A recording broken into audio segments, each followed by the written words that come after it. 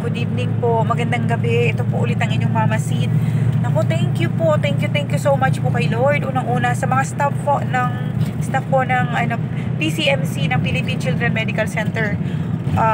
Nabanggit ko na po dun sa mga una kong vlog. Ito po yung journey namin ng pagpapagamot po nung naging sakit po ng aking apo na dengue, amoebiasis, na nagkaroon po ng Kawasaki complications din po ng Kawasaki disease, na nagka-complications po siya, nagkatubig sa heart at pamamaganong arteries. In God bless and God grace, hinipo po ni Lord yung mga tamang taong pinadala sa amin at napagaling po ang aking apo. So ito po ang aming day 15 po, pauwi na po kami. Actually po, wala sa plano yung kung paano kami mag-uuwi. Ang amin lang kasi nahiya kaming manghingi ng kasi linggo ngayon, na kung paano kami magko-commute pa uwi. Talagang nagpadala po si Lord ng tao. Nakakita po kami ng ambulansya po mula sa aming barangay. Una po sa Calamba, at nakita rin naman po namin sa aming barangay na aming bayan pala ng Kabuyaw na may ambulansya. Ayun po, napakabait po ni Kuyang ambulance driver po ng taga-Butong po, Kuya. Ito po, Kuya, may gusto kong batiin. Ito po si Kuya. Hello po sa kapitan ni Kuya. Thank you so much po. Si Kuya, ano po kayo? Kuya Barrio. Ilong Barrio. Ito po, sa mga kababayan po ni Kuya Ilong Barrio, saludo po ako sa inyong kababayan. Napakabuti po ng puso. Ibig sabihin po, ang namumuno din po sa inyo ay may mabuti rin pong puso. Ganito po kabait. Hindi po kami nagdalawang salita. Sorry po. Overwhelmed po ako sa mga taong pinapadala ni Lord. Ayun po yung aming pasyente at yung aming kapatid. God bless po. Yung bawat hospital po na sinasabi po nilang yung kondisyon po ng aming apo sa sobrang dehydrated at lala nung lagay ay critical, tanggap agad from first to second to third hospital na amin pong pinuntahan. And God bless, and God ways, and God grace. Ito po, pauwi recovering na po siya. May mga follow-up po kasi kailangan gawa po na sa puso nga yung naging complications. Cleared na po siya from dengue. Thanks God. God bless po. And amoebiasis po. And ngayon po yung Kawasaki, recovering po siya at under monitoring, but God bless po, road to recovery and for getting well na po siya ngayon.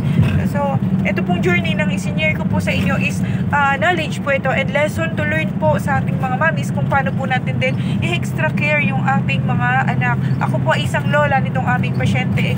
Ang mga anak ko po, awa ni Lord, ay nakapalaki ko po ng maayos. Kaya lang, syempre po, ito pong ating apo ay busy po ang aking anak, hindi po sa sinisiraan ko kung ano pa man. Single mom po siyang nagsusuporta po sa kanyang mga anak. So, kaya kami pong lola ang to the rescue at nagpapasalamat din po ako sa kapatid ko po na si Sheila Cortez na buong puso po niya, kung tutusin po, second lola na lang po siya sa tiyahin.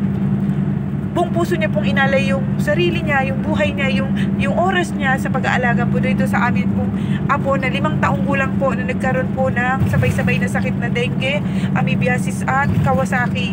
Alam mo po yung minsan yung pagsubok ni Lord na akala natin ay sobrang laki at bigat, pero pag si Lord po yung nilapitan natin, tinitest po niya yung ating pananampalataya. In Jesus name po, dati po hindi ako ganun ka-religious, pero wala po tayong ibang panghahawakan, pangkakapitan, kundi si Lord. Pinapadala po niya yung tamang tao. Ito po yung ambulansya na nasakyan namin. Napakaswot po, linggo po ngayon. Ang hirap po sumakay sa Quezon Avenue sa Philippine Children Medical Center.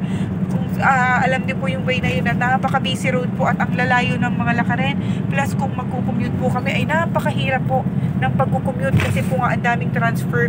Ang amin pong pasyente ay recovering from dun po sa puso niya na nagkaroon ng problema or complications.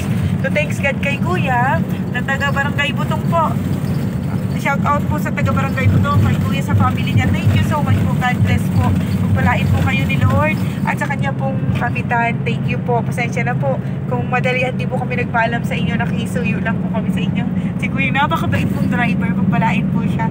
Isa po sa mga tao na pinadala ni Lord para makatulong po. Nagati din po siya ng pasyente. Sila po ay walang pag-aalinlangan po na tumutulong. Kahit anong oras yan. Nakapambahay pa nga daw po si Kuya. Nasa meeting dali-dali po siyang pinatakbo ng kanyang kapitan, ng kanilang butihing kapitan, dahil kailangan ng tulong ng kanilang kababayan. Thank you so much po, guys. Ito po, balik-balik lang po kami, pero at least po road to recovery and getting well na po ang aming apo na si Ezekiel. Sa anak ko pong si Clarice, anak ko, huwag ka nang mag-alala. God bless it, God. And God grace, faith lang. at saka prayers. Hindi tayo pinababayaan ni Lord. Thank you so much po din sa pinsan ko po. Shout out po kay Consihal Kiko Cortez po ng Barangay Ibaba, Santa Rosa, Laguna. Salamat insan. Saludo ako sa iyo sa pagmamahal sa pamilya, sa pagmamahal sa mga kababayan. Thank you. Thank you po sa lahat po ng mga nakakapanood nito. Sana po meron po kayong maganda rin pong nakita na kung paano po tayo minsan humarap sa mga pagsubok. Ang inyong pong mamasid ay matatag, malakas at may malakas at buo pong paniniwala kay Lord. Thank you so much po guys. Maraming salamat kuya. Thank you so much. Hanggang sa muli po ang ating pong pagbabahagi ng ating daily lives activities. Meron pong matutunan, meron pong ma-share ay ibabahagi ko po sa inyo. Maraming salamat po. Huwag po sana kayong magsawa sa pagsuporta po sa ating channel. Sa mga kababayan po nating OFW, keep in touch po kayo sa inyong mga pamilya. Ang ating pong buhay na pinagkaloob ni Lord ay para po sa ating mga mahal sa buhay. Thank you so much po. God bless po.